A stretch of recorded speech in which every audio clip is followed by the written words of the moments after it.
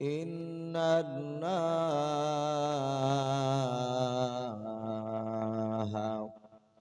وملائكته يصلون على النبي يا أيها الذين آمنوا صلوا عليه وسلموا تسليما محبت شبه درود پڑھنا اللهم صل على محمد وعلى آل محمد كما صليت على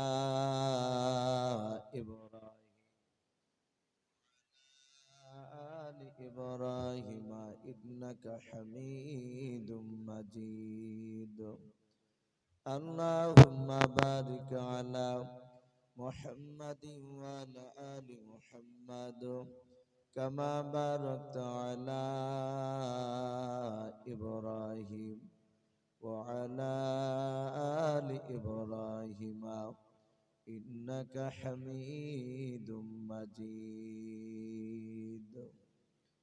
صلى الله تعالى عليه وسلم ভাই বক্সটার সামনে একটু আড়াল হয়ে গেছে আওয়াজটা কমে গেছে একটু তোমরা সাইডে দাঁড়িয়ে যাও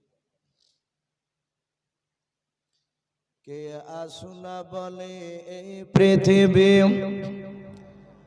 হলো জানা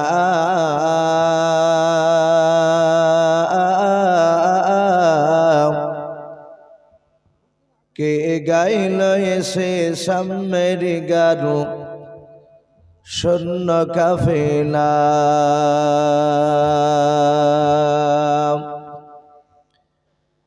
কে আসুনা বলে এই পৃথিবী হলো জানা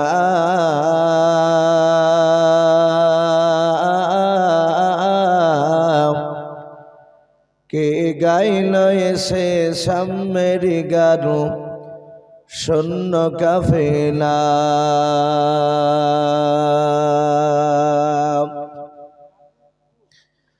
ও হাশমে মাকি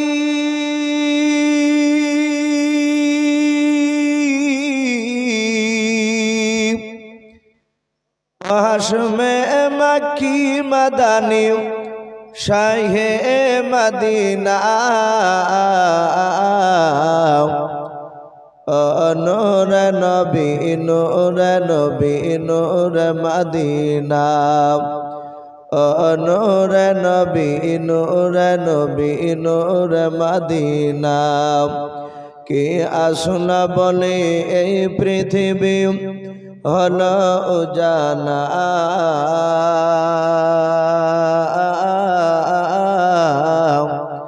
কে গাইল এসে সামের গারু শূন্য কাফেলা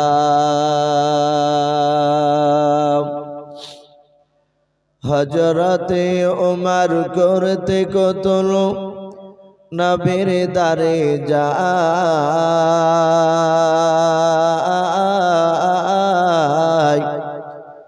আর নোরানি তার চেহারা দেখে ওমর ফেদা হয়ে যায় একটু মহব্বত বলুন সুবহানাল্লাহ হযরতে ওমর করতে কতল নবীর দারে যায়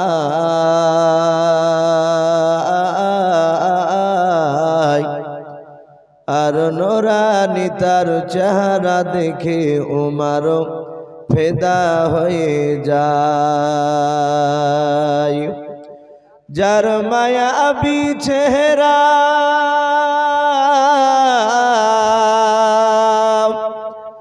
যার মায়াবী চেহারা দেখে ওমর হয়ে যায় নবীর দিবানা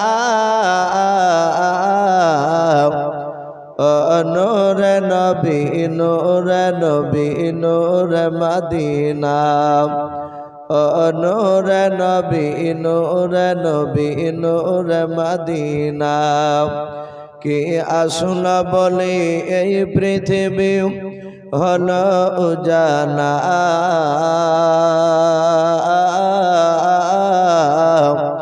কে গাইল এসে সামের গারু শূন্য কাফেলা। বিশ্বনবী বলেছেন, আল্লাহ যাকে ভালোবাসেন মহান রব্বুল আলামিন তার বান্দা এবং বান্দীদেরকে তার রহমতের মজলিসে নিয়ে এসে বসে দেয়। এই ঝিকিড়া বাবজি মাদ্রাসায় বহু মানুষ বাড়ি থেকে এসেছিল। এরকমই কিছু বান্দা তারা জালসার এই প্যান্ডেলের ভিতরে বাবজি আল্লাহ কিছু মানুষকে বসার সুযোগ করে দেয়নি। তারা এসেছে রাস্তা রাস্তা ঘুরে হয়তো খাওয়া দাওয়া করে আবার বাড়ি চলে গেছে। তাই আমরা এই যে রহমতের মজলিসে এখনো বসে আছি, মহান রব্বুল আলামিন আমাদেরকে বসে রেখেছে। তাই আমরা সকলেই রব্বুল আলামিনের দরবারে প্রাণ ভরে উচ্চ আওয়াজে শুকরিয়া স্বরূপ আদায় করে বলুন আলহামদুলিল্লাহ। আর একটু ভাই প্রাণ ভরে উচ্চ আওয়াজে বলুন আলহামদুলিল্লাহ।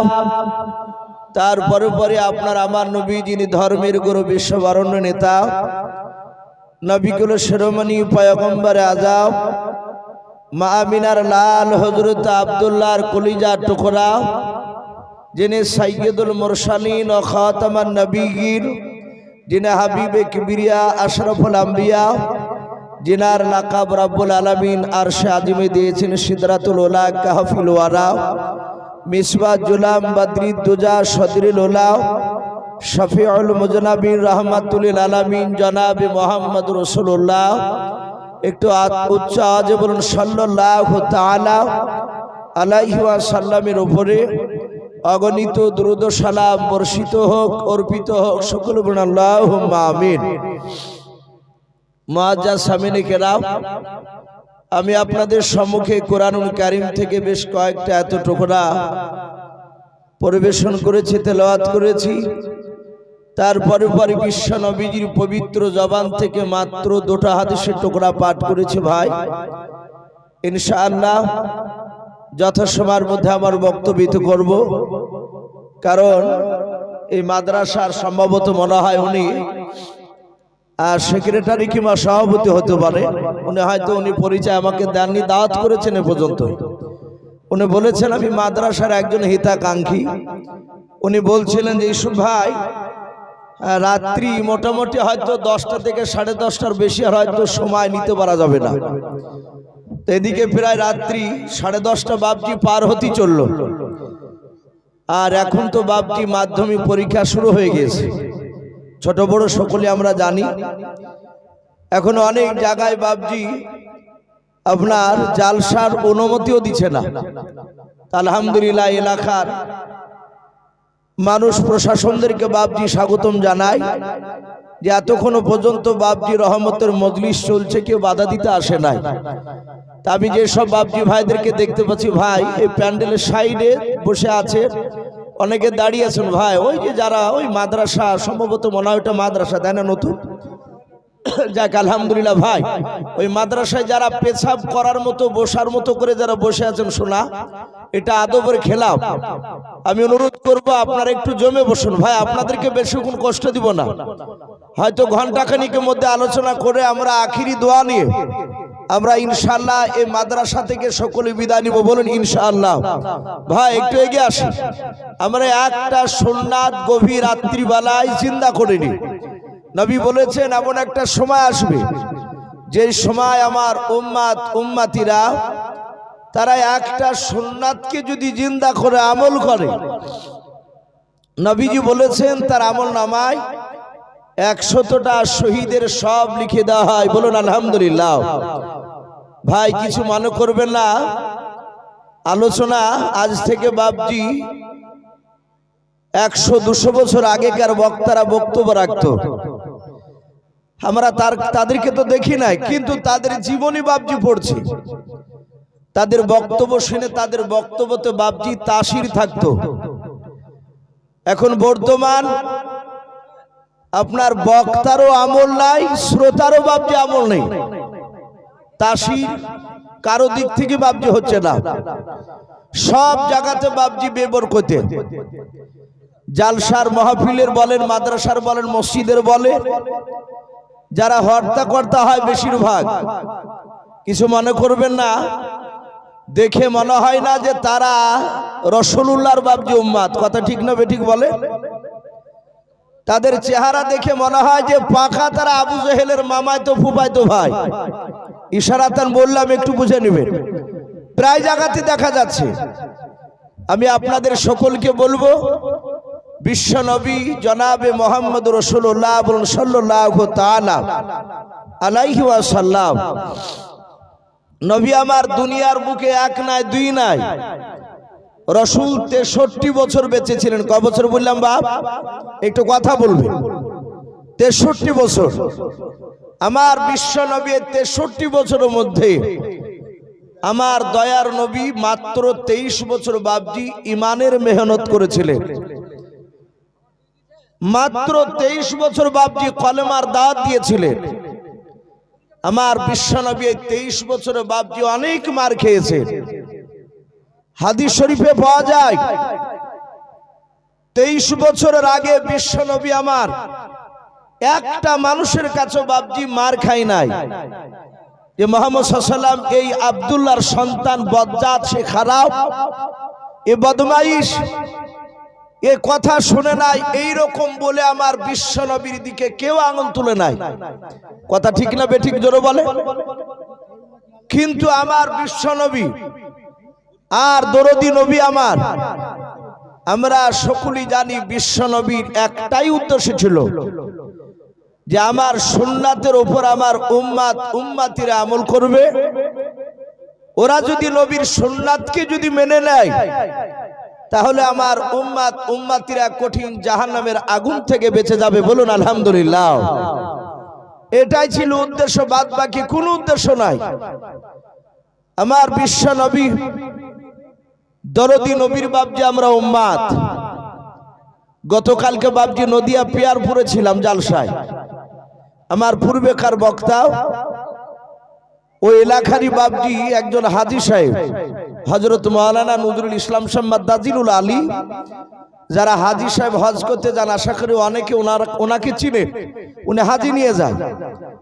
তো উনি না হলেও প্রায় মোটামুটি 1 ঘন্টা ধরে লোককে শুধু বলছেন, ভাই গুছিয়ে বসুন, গুছিয়ে বসুন।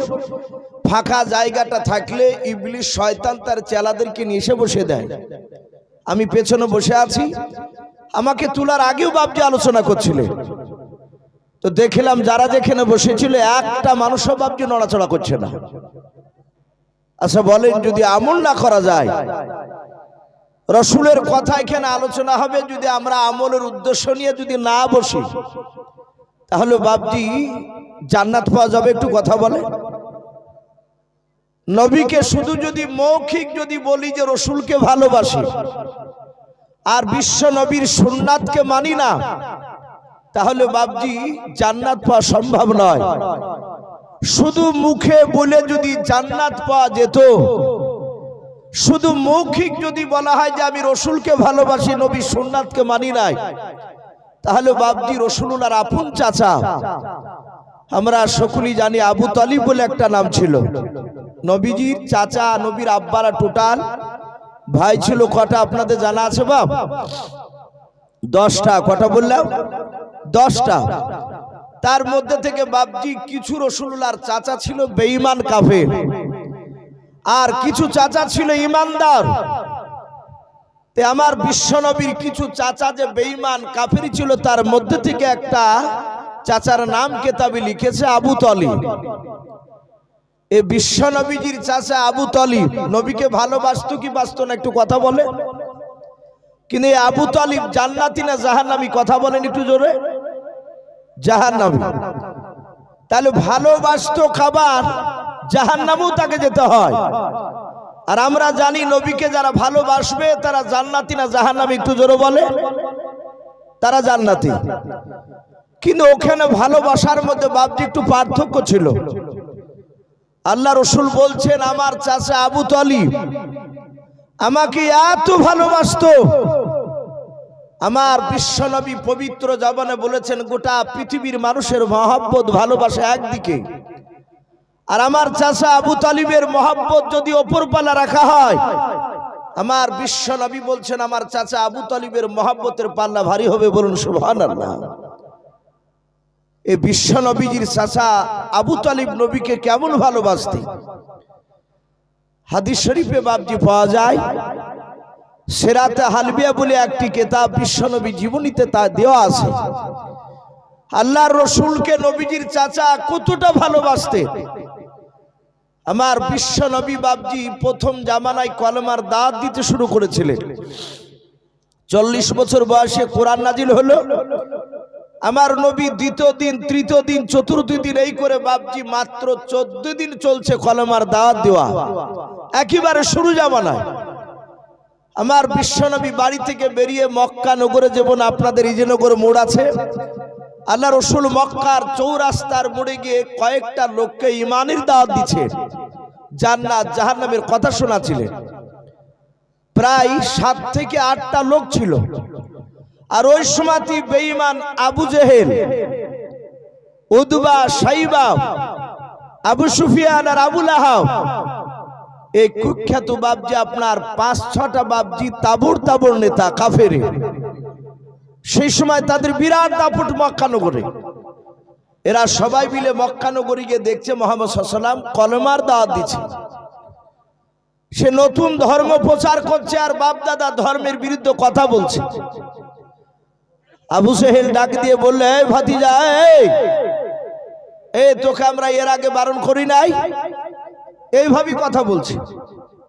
আমার বিশ্বনবী তাকে বললেন, চাচাজি আমি তো কোনো অন্যায় করি নাই, এদেরকে আমি জাহান্নামের আগুন থেকে এরা বাঁচবে কি করে সেই রাস্তা আমি দেখাচ্ছিলাম।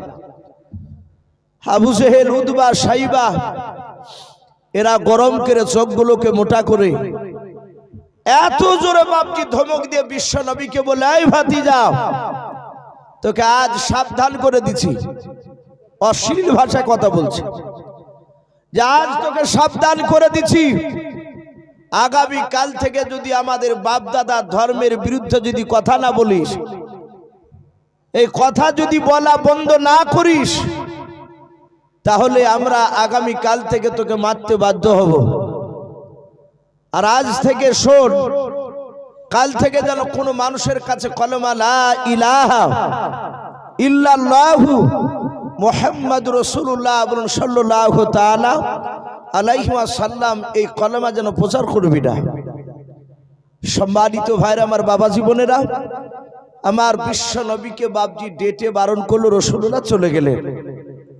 কেতাবে লিখেছে ওই সময়টি রাসূলুল্লাহর আপন চাচা আবু তালিব, সেও বাড়ি থেকে বেরিয়ে মক্কা নগরে যাচ্ছিল।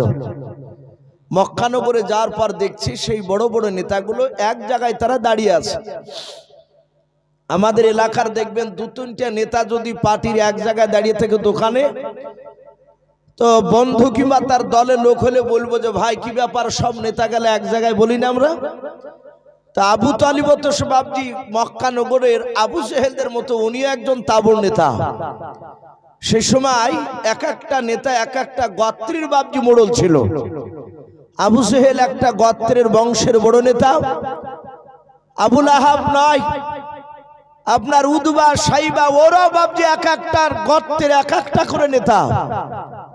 ওই সময় যে যত বড় বংশের নেতা সে তত বড় বাবজি সে দাদাগিরি দেখাতো। আমার বিশ্ব নবীর চাচা আবু তালিব, উনিও বাবজি কুরাইশ বংশের বড় নেতা। আবু তালিব গিয়ে বললেন, ভাই কি ব্যাপার, তোমাদের সবাইকে এখানে দেখতে পাওয়া যাচ্ছে, ব্যাপারটা কি? সাথে হাতে বলল উদবা, সাইবা, যে আমরা এখানে একটা কাজে এসেছিলাম। আবু তালিব বলল, ভাই আবু জেহেল, তোমার চেহারাটা দেখে চিন্তিত মনে হচ্ছে কেন? তুমি মনক্ষুণ্ণ অবস্থায় কেন দাঁড়িয়ে আছো বলো? আবু জেহেল তার চেহারাতে ফুর্তি দেখতে পাচ্ছে না, কারণ বিশ্ব নবীকে ডেটেছে ও। আবু তালিবকে আবু জেহেল বলল, ভাই তোমার ভাতিজার জন্যই তো মনটা ভারী। আবু তালিব বলল, কেন ভাই? বলে, তুমি কি জানো না আজ 14 দিন থেকে নতুন কলেমার দাওয়াত দিচ্ছে? আবু তালিব বলল, তা ভালো জানি। আমার ভাতিজা নতুন ধর্মের দাওয়াত দিছে, আমি তো তার কথাকে মানি নাই, আমি তার কথার দিকে আমি চলি না, আমি তাকে ভালোবাসি, এটা সত্য। আবু জেহেল বলল, ভাই আজ তোমার খাতিরে তোমার ভাতিজার গায়ে হাতই নাই। শোনে না আবু তালিব, তোমার ভাতিজাকে আজ রাত্রিবেলা গিয়ে বারণ করে দেবা, আগামী কাল থেকে যদি আমাদের বাপ দাদার বিরুদ্ধে যদি কথা বলে, শুনে নাও, সে যদি নতুন ধর্মের দাওয়াত দেয়, তোমার দিকে আর লক্ষ্য না করে আমরা তাকে মারতে বাধ্য হব, তাকে মারবই। আবু তালিব সাথে হাতে বাপজি আবু জেহেলের কথা শুনে আবু তালিবের চোখে বাপজি পানি টলমল করতে লাগলো। কাকে মারবো বলেছে ভাই, একটু জোরে বলে। সারা পৃথিবীর বিশ্ব নবী আমার আবু তালিবের আপুল ভাতিজা। আবু তালিব বলল, ভাই আমার ভাতিজা, আশা করি রাত্রিবেলা আমি গিয়ে তাকে বারণ করবো, আমার কথা মেনে নেবে। উদবা বলল, আবু তালিব, তোমার কথা যে মানবে তা তুমি কি করে জানলে বলো? আবু তালিব বলেছিল, ভাই আমার ওই ভাতিজার বয়স যখন 8 বছর ছিল, শুনে নাও, ওই সময় আমার আব্বা দুনিয়ার বুক থেকে বিদায় নিয়ে চলে যাবেন। আমার আব্বা বেঁচে থাকা অবস্থায় আমার ভাইদেরকে ডেকেছিল, আমার ভাতিজা আমার আব্বার কোলে বসেছিল। আমার বিশ্ব নবীজি ভাতিজা আমার আব্বার কোল থেকে সোজা এসে আমার কোলে এসে বসে গিয়েছিল। আমার আব্বার ইচ্ছা ছিল না আমার ভাতিজা আমার কাছে আসুক। কিতাবে পাওয়া যায় আব্দুল মুত্তালিব বাপজি নবীজির দাদাও, তার বাপজি 10টা ছেলের মধ্যে আব্বাস বলে একটা নবীজির বাপজি চাচা ছিল। হাদিস শরীফে পাওয়া যায় ওই আব্বাস বিশ্ব নবীর ওপর বাপজি ঈমান এনেছিল। ওই আব্বাস ওই সময় বাপজি নবীর চাচাদের মধ্যে থেকে সবচেয়ে বাপজি টাকা পয়সাওয়ালা মানুষ ছিলেন। হযরতে আব্দুল মুত্তালিবের ধারণা ছিল, আমি আর দুনিয়ার বুকে বেঁচে থাকবো না, আমার না থেকে আমার লাগলা দোনারা মুহাম্মদ রাসূলুল্লাহ সাল্লাল্লাহু তাআলা আলাইহি ওয়াসাল্লামকে আমার ছেলে আব্বাসের কিনারায় লেগে দেব।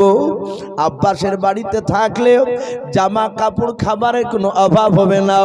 কিন্তু বাবা হযরতে আবু তালিব ডাক দিয়ে বলেছিল, ভাই ওই সময় আমার দাদার নাই, আমার আব্বার কোল থেকে আমার ভাতে যাও সোজা ছুটে এসে আল্লাহর নবীর চাচা আবু তালিবের বাপ যে কোলে বসে গিয়েছিল।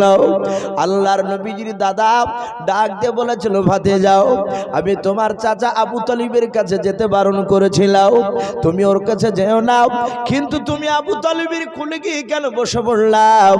বলো বলো, তুমি ওর কাছে থাকলে ভালো মন্দ খাবার তুমি খেতে পাবা না। আল্লাহর নবী সেই সময় ছোট্ট বানায় বাপজি 3টা দোয়া করেছিলেন। হাদিসের কিতাবে পাওয়া যায় আল্লাহর নবীজি মৃত্যুর আগ পর্যন্ত বাপজি ওই 3টা দোয়া করে যেতেন। আল্লাহর নবী দোয়া করতেন, ওগো আল্লাহ, যতদিন তুমি আমাকে দুনিয়ার বুকে বেঁচে রাখবা, ওগো মাওলা, আমাকে তুমি ততদিন গরিবে হালাতে তুমি বেঁচে রাখবা। বলুন সুবহানাল্লাহ। আল্লাহর নবী 2 নাম্বার দোয়া করতেন, আল্লাহ, যেই দিন তুমি আমার ইন্তেকাল করবার মাওলা, সেই দিনকে তুমি আমাকে গরিবের হালাতে তুমি ইন্তেকাল করো। আল্লাহর নবী 3 নাম্বার দোয়া করতেন, মালিক, যেদিন আমাকে কবর থেকে তুমি উত্থাপিত করবা, কবর থেকে যেদিন তুমি আমাকে উঠাবা, ওগো মাওলা, কিয়ামতের কোটি কোটি মানুষের যেদিন সমাগম হবে, ওগো রব্বুল আলামিন, সেই দিনকা কবর থেকে আমাকে উঠানোর পর বড় লোকের কাতারে যেন আমাকে দাঁড় করায় নাও, আমাকে তুমি গরিবের কাতারে দাঁড় করায়। বলুন সুবহানাল্লাহ। হযরত আবু তালিব ডাক দিয়ে বলেছিল, ভাই আমার ভাতিজা 8 বছর থেকে আমার কথা মোতাবেক চলে, শুনে না, আমি আমার ভাতিজাকে যা বলেছি তাই শুনেছে। আমার মনে হয় তোমাদের বাপ দাদার বিরুদ্ধে কথা বলে আর কথা বলতে যাবে না। আল্লাহর নবীজির চাচার কথা শুনে আবু তালিবের বাপজির কথা শুনে বেঈমান আবু জেহেল চিৎকার করে বলেছিল, ভাই শুনে নাও, তোমার ভাতিজা তোমার কথা যদি মেনে নেয়, ওরে আমার আবু তালিব ভাই, তোমার ভাতিজাকে 3টা পুরস্কার দেওয়া হবে। আল্লাহ রাসূলের চাচা আবু তালিব বলেছিলেন, ভাই এমন কি 3 তিনটা পুরস্কার তুমি দিবা, তাড়াতাড়ি বলে দাও। আবু জেহেল বলেছিল, ভাই শুনে নাও, তোমার ভাতে যাও, কালকা থেকে যদি আমাদের বাপ দাদার বিরুদ্ধে যদি কথা না বলে, নতুন ধর্ম প্রচার যদি না করে, শুনে নাও, তোমার ভাতিজাকে গোটা পৃথিবীর নয়, গোটা আরবের মধ্যে 1 নম্বর উচ্চ সম্মানের অধিকারী করা হবে। ওরে আবু তালিব ভাই, তোমার ভাতিজাকে শুনে না, 2 নাম্বার পুরস্কার দেওয়া হবে। গোটা আরবের মধ্যে সবচেয়ে হিষ্টপিষ্ট যে উটগুলো আছে, 1 না 2 নাই, তোমার ভাতিজাকে 200টা দান করা হবে। ওরে আবু তালিব ভাই, 3 নাম্বার শুনে নাও, এই মক্কা নগরের মধ্যে সবচেয়ে বড় খেজুরের বাগানটাও ওটা জারি হোক না কেন, তোমার ভাতিজা যদি একটিবার যদি বলে ওই খেজুরের বাগানটা আমাকে দিয়ে দাও, তোমার ভাতিজা যদি কলমার দাঁত দেওয়া যদি বন্ধ করে দেয়, আমাদের বাপ দাদা ধর্মের বিরুদ্ধে কথা বলা যদি বন্ধ করে দেয়, ওরে আমার ভাই আবু তালেব শুনে নাও, তোমার ভাতিজাকে বড় বাগানটা আমরা ফ্রিতে পাওনা করে দেব। আবু তালেব বলে, চিন্তা করো নাও, আমি আমার ভাতিজাকে আজ রাত্রি বেলা গিয়ে আমি ভালো করে বারণ করব। আবু জেহেল বলল, ভাই তাহলে খুবই ভালো হবে। বিশ্ব নবীর চাচা বাড়ি চলে আসার পরে নবীজির চাচা ডাক দিয়ে বললেন, ও আমার বিবি, দেখো দিনে আমার ভাতিজা এসেছে কিনা বাড়িতে। আবু তালিবের স্ত্রী গিয়ে দেখলো আমার বিশ্ব নবীজি বাপজি কলমার দাঁত দিয়ে বাড়ি চলে এসেছে। আবু তালিব বলল, ওরে আমার বিবি, একটা বাসনে 2টো মানুষের খাবার খোলো। বলে, এতদিন তো 2টো মানুষের খাবার খুলতে বহুদিন থেকে তুমি বারণ করেছো, আর আগে বলো নাই। বলো বিবি, আমার ভাতিজার যেদিন খাদিজার সাথে বিয়ে হয়েছে সেই দিন থেকে আমি আমার ভাতিজাকে নিয়ে আর একই সঙ্গে খাবার খেতে আমরা বসি নাই, কিন্তু তার আগে একসঙ্গে খেতাম। আজ আমার ভাতিজাকে ডেকে একই সঙ্গে খাবার খাবো। বাসনে খাবার সাজিয়েছে। আমার বিশ্বনবী ডাকলেন, ওগো ভাতিজা একটু আমার কাছে এসো। নবীজি কাছে গিয়ে বললেন, চাচাজি আমাকে ডাকলেন? বলে, হ্যাঁ। সাথে হাতে বলেছিল, ওগো চাচা আপনি বলুন কি বলছেন আমাকে।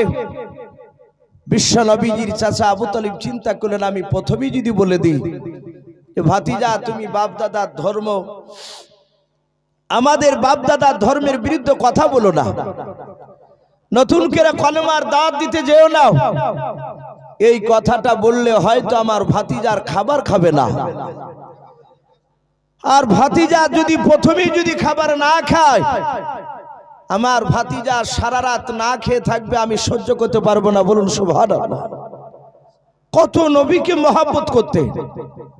এখান থেকে শিক্ষা নেওয়া দরকার। আমাদের বহু বাপ যেরকম বাপ রয়েছে, সন্তান একটু অন্যায় করলে মায়ে যদি খাবার খেতে দেয়, বাপ বাড়িতে নাই, বাড়িতে ঢুকে দেখছে ছেলে খাবার খাচ্ছে, অমনি জোরে খাবার থালাকে বাপজি মুখের কাছ থেকে টেনে নেয়, টেনে নিয়ে তার বিবিকে মারে, এই একে কেন খাবার খেতে দিচ্ছিস বল, এরকম বলে না অনেক বাপরা। ছেলে সহ্য করতে না পেরে অনেক সন্তান গলায় দড়ি দিয়ে বাপজি দুনিয়ার বুক থেকে বিদায় নিয়ে চলে যায়। বাচ্চা মানুষ খাবার খেতে দিলে তার আগে দুঃখজনক কথা বলতে নেই।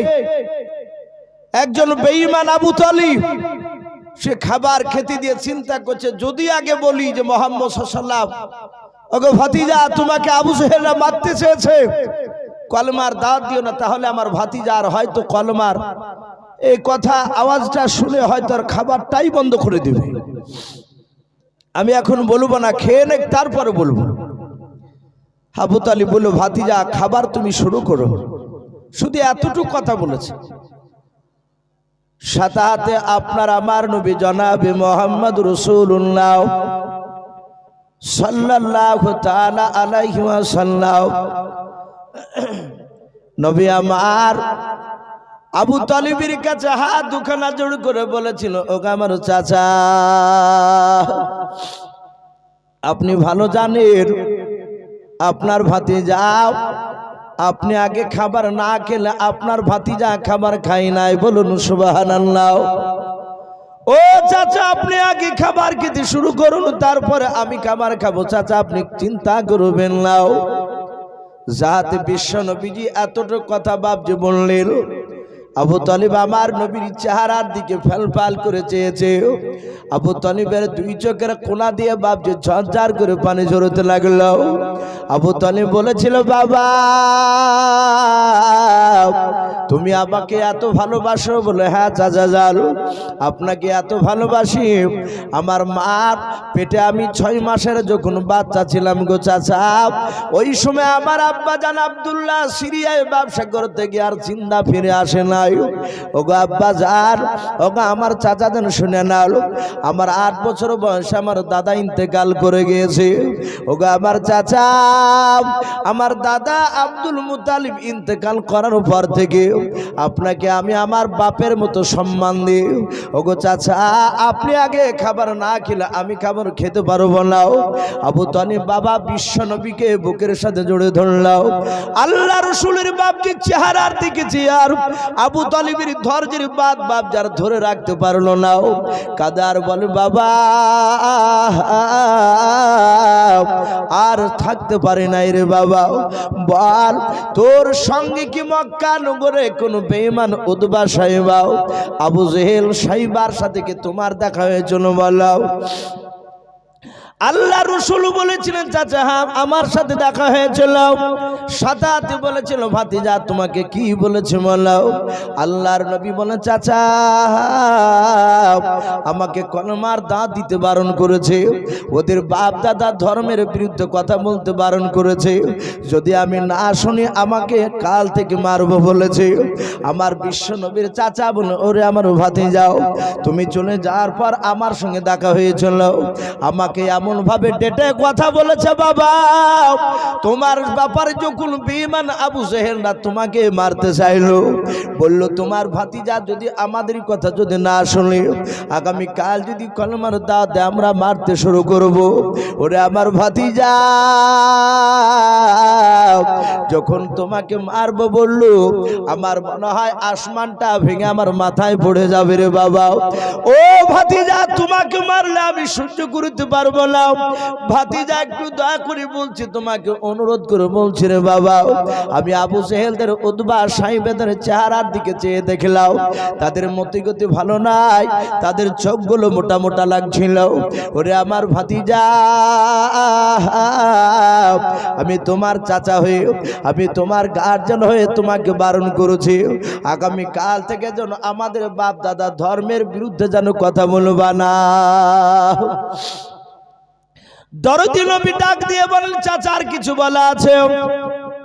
আবু তালিব বলেছিল, ভাতিজা যদি তুমি কলমার দাঁত দেয়া বন্ধ করো 3টা পুরস্কার দিব বলেছে আবু জেহেলের লোকেরা, আবু জেহেল সহ। আল্লাহর নবী বলে, চাচা কি 3টা পুরস্কার বলুন? বলে, প্রথম নাম্বার তোমাকে গোটা আরবের মধ্যে উচ্চ সম্মানের অধিকারী করা হবে, 2 নাম্বার 200টা উট দেওয়া হবে, 3 নাম্বার শুনে না বড় বাগান তোমাকে দেওয়া হবে। ওরে আমার ভাতিজাও, এত 3টা যদি বড় উপহার তুমি পেয়ে যাও, তোমার লাইফে আর কোনো জায়গায় তোমাকে যাওয়া লাগবে না, খাটা লাগবে না। আমার বিশ্ব নবী বলেন, ওগো চাচা আর কিছু দিতে চেয়েছে? বলে, নাও। সাথে নবীজি ডাক দিয়ে বলেন, চাচা শুনে নাও, শুধু ওই 3টা জিনিস কেন, আবু জেহেলের লোকেরা সারা পৃথিবীর ধন সম্পদ যদি আমাকে নিয়ে এসে দিয়ে দেয়, ও চাচা শুনে নাও, আসমান থেকে যদি চাঁদ পেড়ে নিয়ে এসে আমার যদি ডান হাতে দিয়ে দেয়, আর সূর্য পেড়ে নিয়ে এসে যদি আমার বাম হাতে দিয়ে দেয়, ওগো চাচা আমি খোদার কসম করে বলি, চাচা শুনে না, আমি কলমার দাওয়াত দেওয়া বন্ধ করব না। জোরে বলুন সুবহানাল্লাহ। রাসূল চিৎকার করে বলেন, এই চাচা আমি খোদার কসম করে বলি, আমি কলমার দাওয়াত দেওয়া বন্ধ করব না। নবীজি কসম খেয়েছে, আর সাথে আবু তালিবের চোখ দুটো বাপজি কুখের মতো লাল হয়ে গিয়েছে। আবু তালিব দেখলো এত বুঝিয়ে বলছি আর আমার কথা শুনবে না, ও কলেমার দাঁত দেওয়া বন্ধ করবে না। আবু তালিব সাথে বললে, এই ভাতিজা, আমিও লাত উজ্জার কসম করে বলছি। সেই সময় কাফেররা সবচেয়ে বাপজি বড় দেবতা লাত উজ্জাকে বাপজি মানত।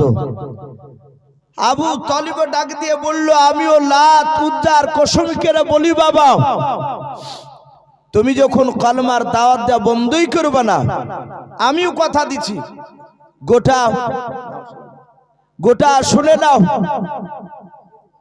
তোমার আবু তালিবের শরীরে 1 ফোঁটা রক্ত থাকা অবস্থায় তোমার শরীরে ফুলের ছিটকি ফেলতে দিবে না। জোরে বলুন সুবহানাল্লাহ। আমার বিশ্বনবী চাচাই কথা বললেন। ভাই, অপরাধ আবু তালিবের একটাই, রাসূলুল্লাহর সুন্নাতকে বাবজি সে মানে নাই, নবীকে মহব্বত করেছিল।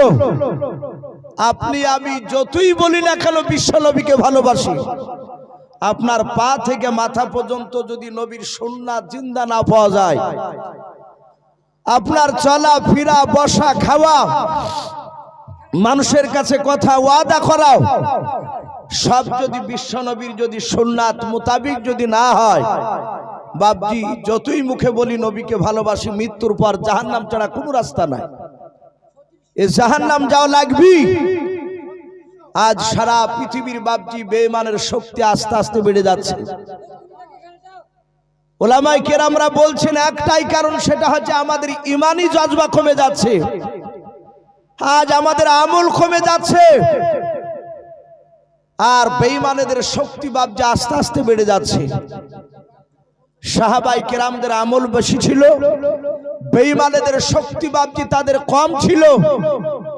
আমরা সকলেই জানি মাত্র 313 জন সাহাবা, 313 জন সাহাবা, তাদের ঈমানের এত জোশ ছিল, বদরের প্রান্তরে বাবজি হাজার হাজার বেঈমানকে বাবজি আপনার হারিয়ে দিয়েছে। ৭৭টা বাবজি তাবুর তাবুর কাফেরের নেতাও, যেমন আবু জেহেল একটা বড় নেতা, ওই বদরের প্রান্তরে বাবজি সাহাবারা জবাই করে আবু জেহেলের মতো নেতাদেরকে জাহান্নামে বাবজি পাঠিয়ে দিয়েছিল।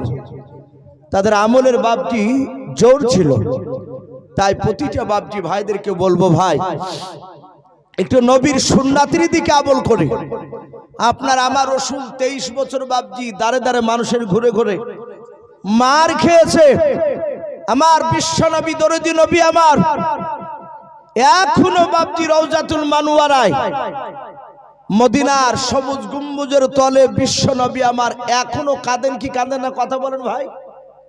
আপনারা আমরা কানে না শুনতে পারলে উলামার মুখে শুনছি, হাদিসে পড়েছি, আমার বিশ্বনবী এখনো উম্মতি উম্মতি করে কাঁদছে।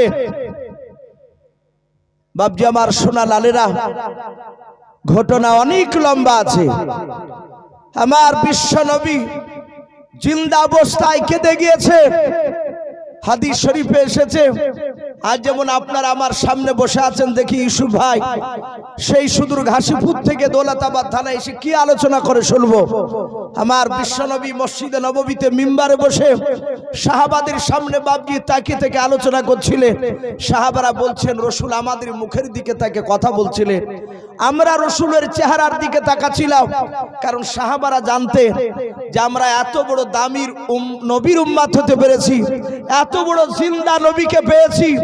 আমার বিশ্বনবীর সাহাবারা বলে যে নবীর চেহারার দিকে তাকালে নবীর মুখ থেকে তারা শুনেছিলেন, যারা নবীর চেহারার দিকে মহব্বতে তাকাবে তাদের জীবনের গুনাহগুলো মাফ হয়ে যায়। বলুন আলহামদুলিল্লাহ। এত দামি নবী, আর সেই নবীর চেহারার দিকে সাহাবায়ে কেরামরা ফ্যালফাল করে চাতক পাখি না চেয়ে আছে। নবীও চেয়েছে, কথা বলছিলেন।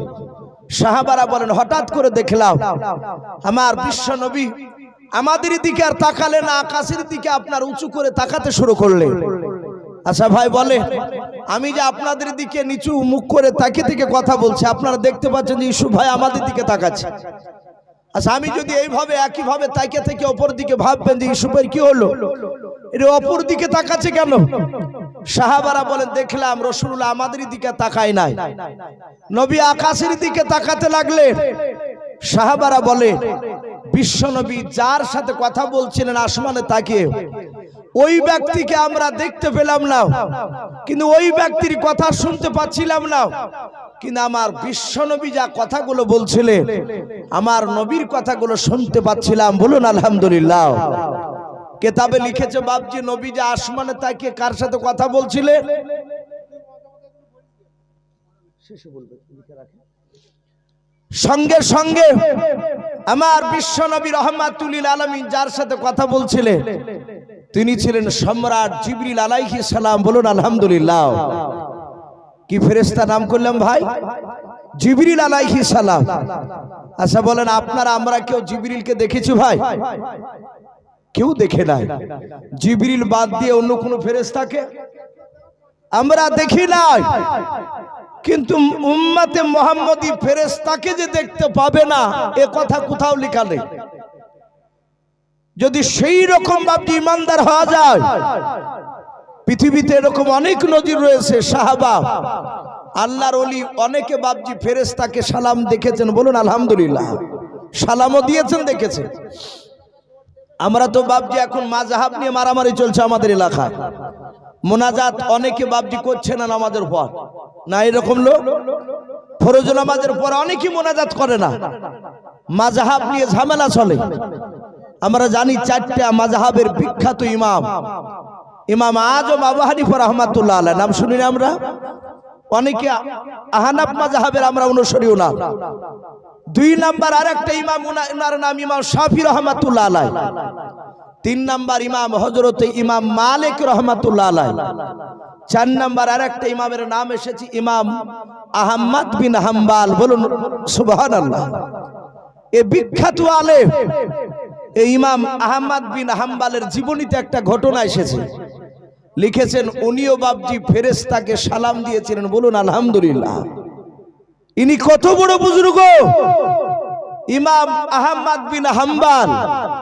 ওনার জীবনীতে বাপজি অনেক ঘটনা এসেছে, তার মধ্যে একটা ছোট ঘটনা বলে আমি বিশ্ব নবীজির বাপজি সে জিবরিলের সাক্ষাতের কথা আমি আলোচনা করব। ইমাম আহমদ বিন হাম্বল তিনি এত বড় বুজুর্গ, ওনার জীবনীতে এসেছে বাপজি উনি দ্বীনের দাওয়াত তাবলীগ দিতে গিয়েছিলেন। আপনাদের এলাকায় খুব তাবলীগের প্রচলন আছে। আমাদের দৌলতাবাদ এলাকায় কিছু মসজিদ আছে বাপ, তাবলীগ জামাত নাম শুনলে মসজিদে ঢুকতে দেয় না। এক শ্রেণী পীরপন্থী লোকেরা, বেদাতীরাও। তো আমার বিশ্ব নবী রহমতের নবী বাপজি সেই উম্মাত ইমাম আহমদ বিন হাম্বল তিনি তাবলীগ করতে গিয়েছে প্রচন্ড শীতের সময়। এই যে এখন বাপজি কয়েকদিন আগে একবার হাড় হিম করা শীত নামছিল। যাক ভাই, যেসব বাপজি ভাইদের খাবার এখনো খেতে বাকি আছে ভাই, আমি আপনাদেরকে অনুরোধ করব আপনারা 10 জন 12 জন করে খাবারটা খেয়ে আসুন। ওনারা খাবার নিয়ে বসে আছে, হয়তো ওনারা কিছু শুনবো এরকম হয়তো চিন্তাধারা নিয়েছে। তাই ভাই আপনারা মজলিস ভাঙবেন না, 2 জন 4 জন করে উঠে উঠে যান, খাবারটা খেয়ে এসে বসবেন আর কিছুক্ষণ আলোচনা করব ভাই। তা আমি বলছিলাম ইমাম আহমদ বিন হাম্বল সে শীতের সময় কলেমার দাওয়াত দিয়ে বাপজি বাড়ি ফিরছিলেন। বাড়ি ফিরতে ফিরতে বাপজি দেখলেন সন্ধ্যা লেগে গেছে। তো যারা ইমানদার হবে নামাজের টাইম হলে সেখানে নামাজ পড়বি কি পড়বে না বলে? মসজিদ পালে মসজিদে যাবে, না হলে যেখানে জায়গা পাবে ফাঁকা দাঁড়িয়ে নামাজে যাবে। তো উনি মাগরিবে নামাজ পড়লেন। নামাজ পড়ে চিন্তা করলেন বাড়ি তো পৌঁছানো সম্ভব নয় রাত্রিবেলায়। কিন্তু উনার কিতাবে লিখছে যে উনার শরীরে শীত বস্ত্র সেরকম ছিল না, শুধু পাঞ্জাবি ছিল একটা, মাথায় টুপি রয়েছে। ইমাম আহমদ বিন হাম্বল সাদাসিধে লোক, এত বুজুর্গ। উনি চিন্তা করলেন আমি যে কোনো একটা বাড়িতে আশ্রয় নিব। ফাঁকা মাঠ দিয়ে যেতে যেতে দেখলেন বাপজি একটা ছোট্ট একটা ঘর রাস্তা ধারে, সেই মাঠের মধ্যে ঝুপড়ি ঘর। সেই ঘরের দরজার কাছে গিয়ে ইমাম আহমদ বিন হাম্বল সালাম দিলেন। বলুন আলহামদুলিল্লাহ। সালাম দিলেন, ভিতর থেকে যুবক একটা বেরিয়ে সালামের উত্তর দিলে। কিতাবে লিখেছে যুবকটার মুখে ছিল দাড়ি। যুবকটাকে ইমাম আহমদ বিন